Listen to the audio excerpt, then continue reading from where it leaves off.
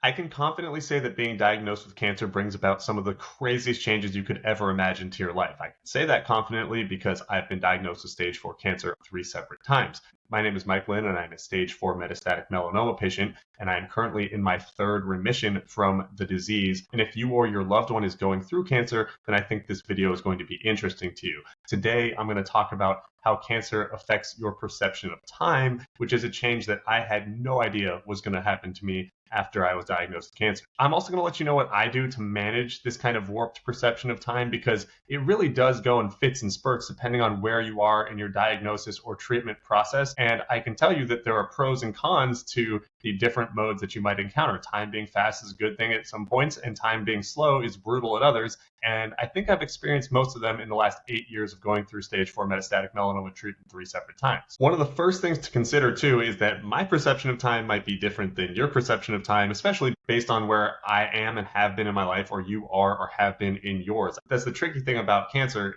We're all different people with unique lives and unique diagnoses. There's never a one-for-one in any of these circumstances. But I remember exactly where I was when I was diagnosed all 3 times. I remember time slowing down to where it's like you're underwater. Well, the first time I was diagnosed was at a party, but it was by a friend who was a medical professional. And I just remember everyone turning to look at me as the lights got brighter and things started swimming around in the haze of me drinking a beer at the moment someone was rolling up my pants leg to look at this mutating freckle on my leg.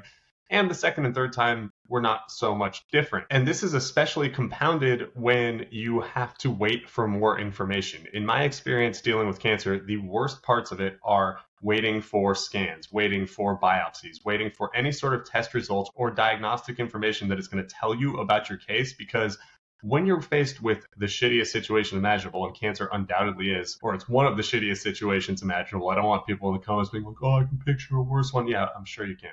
But when you're dealing with cancer, it's absolutely one of those things where when a goal is laid out in front of you, once you have your diagnosis and they say you have to do treatment for 1 year, it is a lot easier to conceptualize what that pathway looks like, rather than when you're waiting for the results of a biopsy or a scan. Your brain will take you so far into the future, or not far into the future enough, depending on how you want to catastrophize the situation. But much like the cliche and the song lyrics go, the waiting actually is the hardest part. Now, don't get me wrong, that's the time perception version of hard. Going through treatment and having the physical side effects, the physical fallout, and the threatening of your life biologically, that's what makes cancer so scary and so hard, and that's why it affects our emotions so much. But once you get started with treatment, you are in that fight or flight. It is locked in, and you are entering a different world. For every treatment that I've done, it has been projected out that I would do treatment for 1 year. 2 out of the 3 times I actually did finish a year of treatment. One of the other times it was cut short. But when you're given hey, we're going to try to treat this, it's going to go for this long, then if you're in remission, you'll have a time in between. You're just in this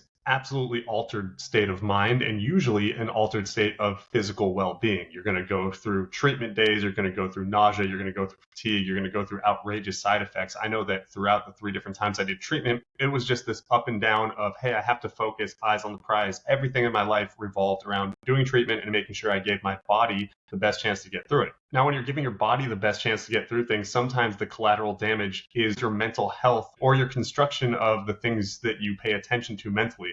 I know that during treatment, all 3 times, my memory has gotten weird, my perception of time or keeping track of time has gotten weird, and my emotions around what time means has gotten weird, because you don't really have a firm grasp on how much time you have left, or what this time is supposed to mean, or how you're supposed to clock your situation. I mean, I was diagnosed for the first time at 30, and I've lived all of my 30s as a cancer patient. And when people are relaying, what the expectations are of a 30-something-year-old, or telling me stories about their 30s, my brain has a hard time adjusting, because in my mind, I lived until 30 years old, and then all of a sudden I was yeeted off into a different planet, and that's been it for 8 years. I'm trying to get off this planet. And sometimes I do. And luckily for me, mostly in the context of, surviving cancer in my own life and how time feels to me, but also a little bit in the context of this video, I am 3 months into remission, my third remission that I've mentioned multiple times, and time is getting to be a little more normal for me as my mental health starts to even out a little bit in remission. So I can give you a couple examples that I've noticed during this time in which I'm going, oh shit, I'm operating on a different time wavelength that I have been for the last 15 months. That's another strange part about the time benchmarks that are in cancer, which are very important to me. I list out all of my, where I am in my remission period, where I am in relation to my diagnoses, where I am in relation to scans, whatever, treatment. And the funny thing is, it doesn't doesn't matter what time should be when you're diagnosed with cancer. What matters is that you keep putting one foot in front of the other so you can keep living life on whatever terms that you can have within the context of your new life. But it's hard because we want things to fit into our expectations, and cancer obviously demolishes that.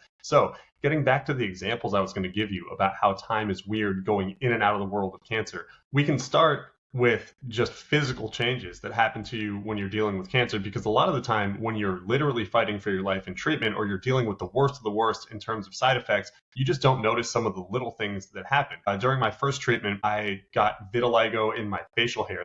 It didn't affect my skin, but my facial hair went from being dark all throughout to having just this white patch that runs through here. Incidentally, one of the craziest things that I experienced during this treatment time, in which I was taking PD-1 blockers or targeted therapy, the first couple times I did immunotherapy, about 9 months into my treatment, my hair radically changed. I have had relatively curly but straight enough hair to where I can style it like this. This is kind of what my hair has looked like most of my adult life.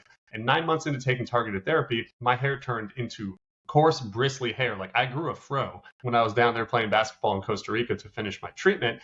And also, it got darker. I have the aforementioned vitiligo, and then I'm 37, so I have some gray hairs running through the side of my head. All of that went away. It was like jet black, coarse hair. It's pretty sweet. I grew that fro. I really enjoyed that portion of it. But anyway, I'm 3 months out from taking these pills, and I went to go get my hair cut yesterday, and my barber said, hey, you know that the bottom portion of your hair is significantly different than the top portion of your hair. It seems like it switched back again. And so if you've been watching my videos, you've seen my hair kind of like go through these weird changes. And yeah, this is what my hair looked like the first time I ever made a video about being a cancer patient. It's not exactly where it started, but it's definitely a new version of what my hair is. And it's kind of interesting to document that. And maybe a more important one, given that I talked about the experience of living your 30s and listening to other people talk about their benchmarks, or watching your best friends and your family go through their 30s or their 40s or whatever time you expect you're supposed to be having as a non-cancer person.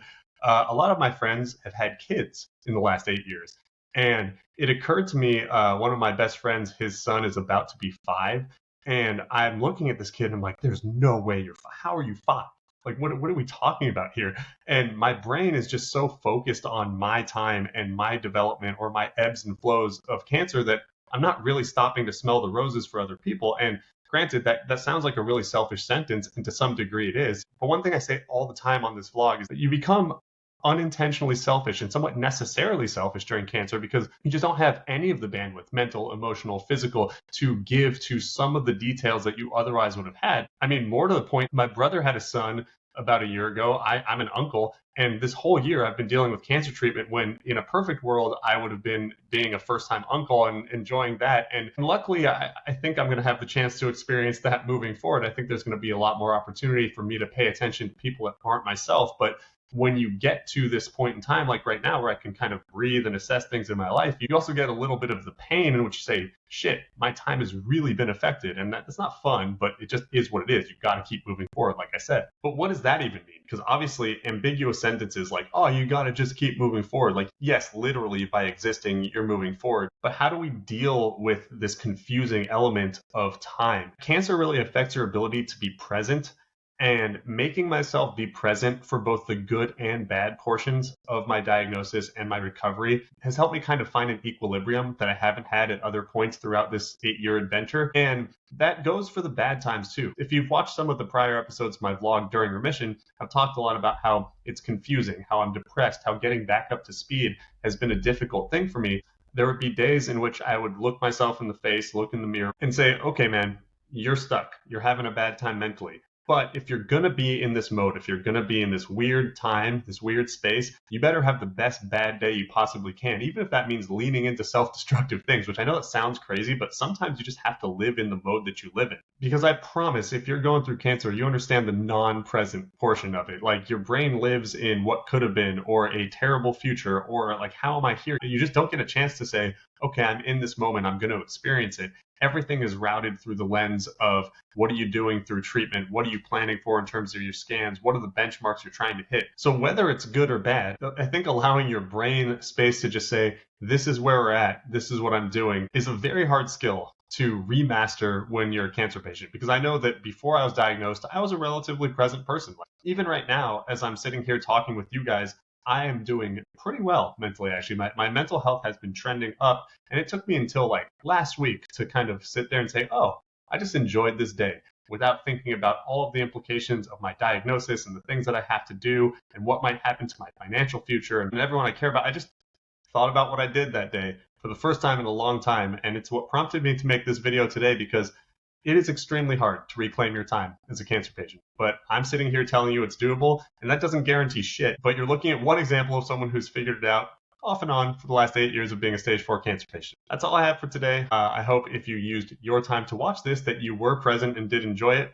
As always, I would ask that you like or subscribe if this meant something to you or sent it to someone who might benefit from it.